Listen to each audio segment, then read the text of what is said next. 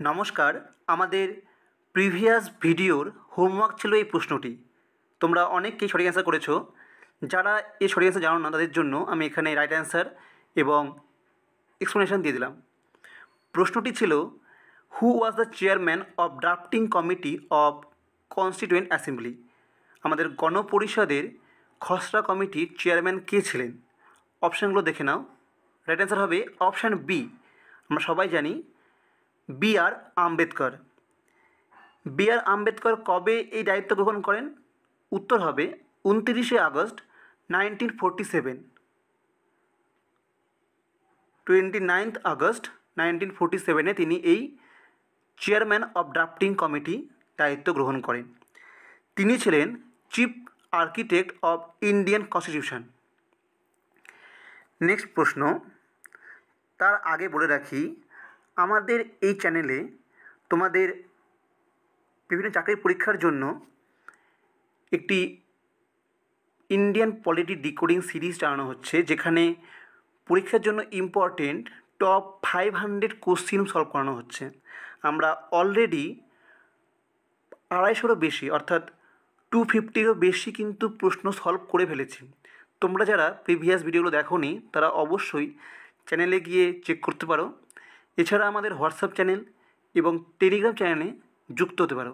সেখানে কিন্তু এরকম ইনফরমেটিভ ভিডিওর সবার আগে নোটিফিকেশন পাওয়া যায়।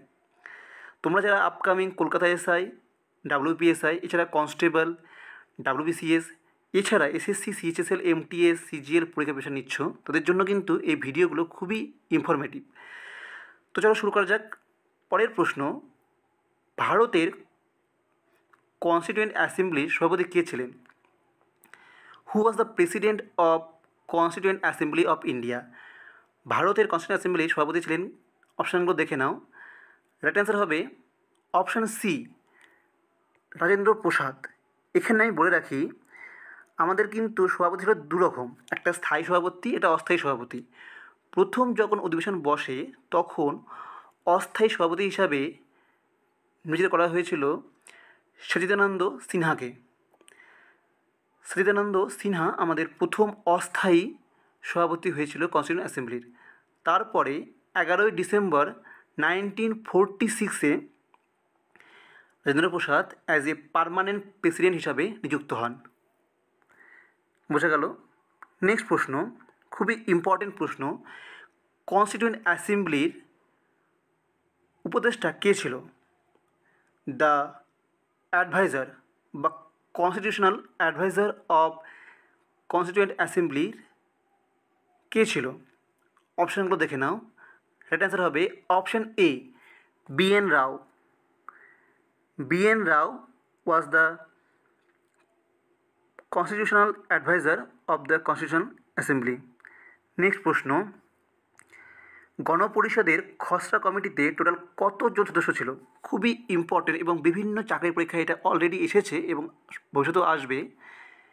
গণপরিষদের খসড়া কমিটির সদস্য ছিল টোটাল 7 জন। অপশান বি হবে রাইট অ্যান্সার। কে কে ছিল?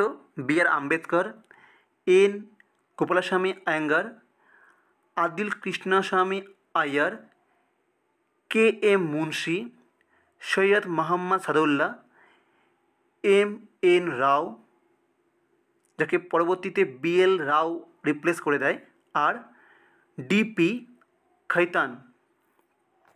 খুবই ইম্পর্টেন্ট। নেক্সট প্রশ্ন, কোন সালে কনস্টিটিউশন অ্যাসেম্বলি খসড়া কমিটি গঠিত হয়েছিল? আমরা যে প্রথম প্রশ্নটা দেখি সেখানে কিন্তু আমি এর অ্যান্সার পেয়ে যাব। রাইট অ্যান্সার হবে অপশান এ, 1947। অপশান বি হবে right answer.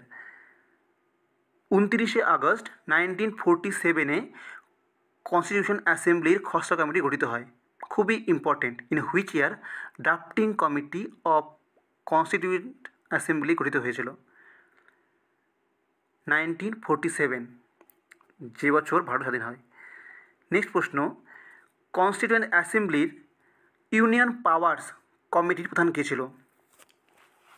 Who headed the union powers committee of constituent assembly? অপশানগুলো দেখে নাও।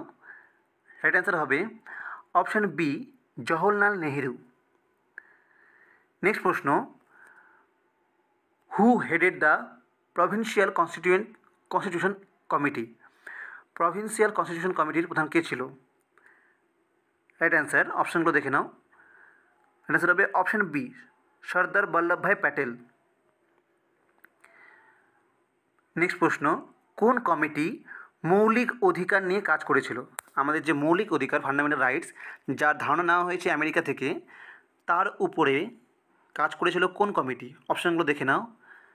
রাইট অ্যান্সার হবে option B, fundamental rights committee, যেটা চেয়ার করেছিল, সভাপতিত্ব করেছিল জে.বি. কৃপালিনী। খুবই ইম্পর্টেন্ট, ফান্ডামেন্টাল রাইটস কমিটির চেয়ারম্যান ছিল জে.বি. কৃপালিনী। নেক্সট প্রশ্ন, ভারতের সংবিধান কবে গৃহীত হয়েছিল?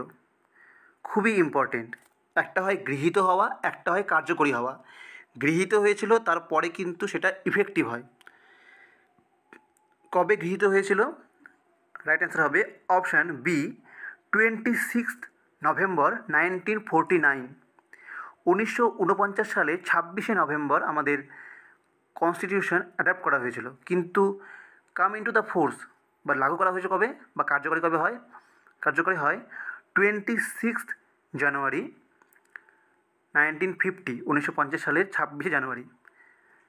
নেক্সট প্রশ্ন, মৌলিক অধিকার ও সংখ্যালঘু সম্পর্কিত উপদেষ্টা কমিটির চেয়ারম্যান কে ছিল? খুবই important, the chairman of the advisory committee of fundamental rights and minorities. খুবই ইম্পর্টেন্ট, রাইট অ্যান্সার হবে অপশান সি, সর্দার বল্লভভাই প্যাটেল। নেক্সট প্রশ্ন, সংবিধান প্রণয়নের সময় ভারতের বিচার ব্যবস্থা গঠনের দায়িত্ব কোন কমিটির ছিল? Which committee was responsible for the setting up judicial system in India during constitution making? Right answer হবে option D, ad hoc committee on supreme court. Ad hoc committee on supreme court এই দায়িত্বটি পেয়েছিল।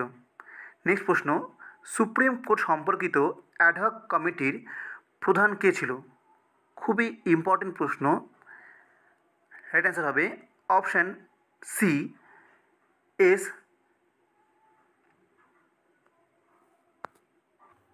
ভারাদাচারী।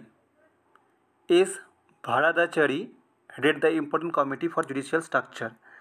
নেক্সট প্রশ্ন, কনস্টিটিউয়েন্ট অ্যাসেম্বলির মোট কতগুলো কমিটি গঠিত হয়েছিল? অপশানগুলো দেখে নাও। রাইট অ্যান্সার হবে অপশান ডি, 21টি। টোটাল 21টি কমিটি গঠিত হয়েছিল, যার মধ্যে 8টি ছিল মেজর আর 13টি ছিল মাইনর কমিটিস। নেক্সট প্রশ্ন, ইউনিয়ন কনস্টিটিউশন কোন কমিটি পরিচালনা করেছিল? ইউনিয়ন কনস্টিটিউশন কোন কমিটি পরিচালনা করেছিল? রাইট অ্যান্সার হবে option B, union constitution committee, যেটা চেয়ার করেছিল জওহরলাল নেহেরু। খুবই ইম্পর্টেন্ট, ইউনিয়ন কনস্টিটিউশন কমিটি কে chaired by Jawaharlal Nehru. Next প্রশ্ন, এর কাজ কী ছিল? এর মেন কাজ ছিল to framework of the union government. ইউনিয়ন গভর্নমেন্টের কীভাবে কাজ করবে সেটা কিন্তু তৈরি করেছিল এই কমিটিটি। নেক্সট প্রশ্ন, ভারতের প্রথম প্রধান বিচারপতি কে ছিল? খুবই ইম্পর্টেন্ট, তোমাদের এরকম প্রশ্ন কিন্তু আসতে পারে, পুলিশে কিন্তু এরকম প্রশ্ন বারবার আসে। প্রথম ভারতীয় মহিলা বা প্রথম ভারতীয় পুরুষ বা বিশ্বে প্রথম, এরকম প্রশ্ন কিন্তু বারবার এসেছে। তো ভারতের প্রথম বিচারপতি কে ছিল? রাইট অ্যান্সার হবে অপশান সি, এইচ.জে. কানিয়া বা Kenia. H J. Kenia became the first chief justice of supreme court. কত তারিখে? 26 জানুয়ারি 1950। নেক্সট প্রশ্ন, ভারতের সংবিধানের কোন অনুচ্ছেদে সুপ্রিম কোর্ট প্রতিষ্ঠাতার কথা বলা হয়েছে? কোন অনুচ্ছেদে এস্টাবলিশমেন্ট অফ সুপ্রিম কোর্টের কথা বলা হয়েছে? রাইট অ্যান্সার হবে অপশান বি, আর্টিকেল 124, 124 নম্বর ধারায় সুপ্রিম কোর্টের প্রতিষ্ঠার কথা বলা হয়েছে। নেক্সট প্রশ্ন, ভারতের প্রধান বিচারপতিকে কে নিয়োগ করে? ভারতের প্রধান বিচারপতিকে নিয়োগ করে, এটা আনসার হবে অপশান সি, রাষ্ট্রপতি। আর্টিকেল 124 কিন্তু বলা আছে এই সম্বন্ধে, chief justice of India is appointed by president of India. Next প্রশ্ন, ভারতের প্রথম ফেডারাল কোর্ট কোন আইনের অধীনে প্রতিষ্ঠিত হয়েছিল? The under which act the first federal court in India established? Right answer হবে option B, government of India act 1935। 1935 সালের ভারত সরকার আইন অনুযায়ী ফেডারাল কোর্ট এস্টাবলিশ হয়েছিল, যেটা হয়েছিল কত সালে? 1937 সালে, 1937। নেক্সট প্রশ্ন, ভারতের ফেডারাল কোর্টের প্রথম প্রধান বিচারপতি কে ছিল? খুবই ইম্পর্টেন্ট প্রশ্ন। অ্যান্সার হবে অপশান এ, মুরিগায়ার। ইনি ছিলেন প্রথম first chief justice of federal court. কত সাল থেকে কত সাল অবধি? 1937 থেকে 1943, 1937 টু 1943। নেক্সট প্রশ্ন, কত সালে ভারতের সুপ্রিম কোর্ট ফেডারাল কোর্ট প্রতিস্থাপন করে? In which year did the supreme court of India replace the federal court? Federal কোর্টকে প্রতিস্থাপিত করে সুপ্রিম কোর্ট তৈরি হয় কত সালে? রাইট অ্যান্সার হবে অপশান সি, 1950। 1950 সালে সুপ্রিম কোর্ট ইনঅগ্রেট হয়। নেক্সট প্রশ্ন, ভারতের সংবিধানের কোন অনুচ্ছেদে হাইকোর্ট প্রতিষ্ঠার কথা বলা হয়েছে? খুবই ইম্পর্টেন্ট প্রশ্ন। রাইট অ্যান্সার হবে অপশান এ, 214, 214 আর্টিকেলে এস্টাবলিশমেন্ট অফ হাইকোর্টের কথা বলা হয়েছে। নেক্সট প্রশ্ন, ভারতের প্রধান বিচারপতিকে শপথ বাক্য পাঠ করান কে? কে চিফ জাস্টিসকে ওথ নেওয়ায়? আমরা সবাই জানি। রাইট অ্যান্সার হবে অপশান বি, প্রেসিডেন্ট। নেক্সট প্রশ্ন, মৌলিক অধিকারের সুরক্ষার জন্য সুপ্রিম কোর্টকে রিট জারি করার ক্ষমতা কোন অনুচ্ছেদে দেওয়া হয়েছে? Under which article the supreme court can issue writ to enforcement of fundamental rights? Right answer হবে অপশান বি, আর্টিকেল 32, যাকে B R. Ambedkar heart and soul বলেছে কনস্টিটিউশনের। খুবই ইম্পর্টেন্ট প্রশ্ন আসে যে কোন অনুচ্ছেদকে বি.আর. আম্বেদকর হার্ট এবং সোল মানে হৃদয় ও আত্মা বলেছে ভারতীয় সংবিধানের? রাইট অ্যান্সার হবে আর্টিকেল 32। 32 নম্বর সংবিধান ধারাকে কিন্তু বলা হয়েছে, যার মাধ্যমে সুপ্রিম কোর্ট রিট জারি করতে পারে। নেক্সট প্রশ্ন,